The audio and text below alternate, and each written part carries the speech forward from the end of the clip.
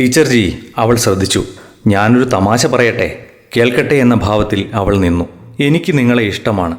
കാരണമൊന്നുമില്ല. അയാളുടെ വരണ്ടു വികൃതമായ മുഖത്ത് രക്തഛായകൾ മിന്നിമായുന്നത് കണ്ട് അവൾ പരിഭ്രമിച്ചുപോയി. ഓ, പരിഭ്രമിക്കാനൊന്നുമില്ല. വഴിയിൽ തടഞ്ഞു നിർത്തില്ല. പ്രേമലേഖനം എഴുതില്ല. ഒരു ബന്ധവും സങ്കല്പിക്കാതെ വെറുതെ എനിക്ക് നിങ്ങളെ ഇഷ്ടമാണ്. മലനിരകൾ മാസങ്ങൾക്കു ശേഷം ഇളം ചൂടേൽക്കുന്ന മധ്യാഹ്നങ്ങൾ. വെയിൽ തെളിയുമ്പോൾ കുന്നിൻ ചിരിവുകളിൽ മഞ്ഞുരുകിയ വെള്ളിയൊഴുക്കുകൾ കാണാനാവുന്നു. ഇന്നലെയുടെ കണ്ണുനീർ ചോലകൾ. അവൾ നോക്കി നിൽക്കെ നരച്ച ആകാശം തെളിഞ്ഞു. പതുക്കെ പതുക്കെ മലയോരത്തിൽ ഇളവയിൽ പറന്നു. താഴ്വാരത്തിലെ നടപ്പാതയുടെ വളവിലെ കൂറ്റൻ ബർച്ചുമരത്തിന്റെ നനവുള്ള ഇലച്ചാർത്തുകൾ തിളങ്ങുന്നു. മഞ്ഞും മേഘവും കലർന്നു നിന്ന വിദൂരതയിൽ കൊടുമുടികളുടെ നരച്ച ശിരസ്സുകൾ തെളിയുന്നു. അതെ, നൈനിറ്റാളിൽ സീസൺ തുടങ്ങുകയാണ്. മേൽചുണ്ടിൽ നീല നനുനനുത്ത രോമങ്ങളുള്ള സുന്ദരിയായ വിമലാദേവി കാത്തിരിക്കുകയാണ്.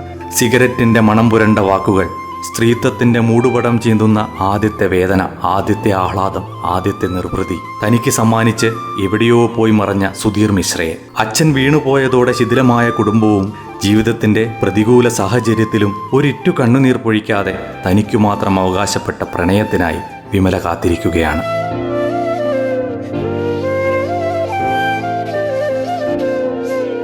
ഒഴുകിപ്പരക്കാൻ 1000 വഴിയുണ്ടായിട്ടും കാച്ചിക്കുറുക്കിയ കവിത പോലെ എഴുതി ചുരുക്കിയിരിക്കുകയാണ് MT മഞ്ഞ്. തടാകത്തിലെ ജലം പോലെ കെട്ടിക്കിടക്കുന്ന ചില മനുഷ്യരെക്കുറിച്ച് നിറഞ്ഞു നിൽക്കുന്ന മൗനത്തിന്റെ ഭംഗിയാണ് മഞ്ഞ്.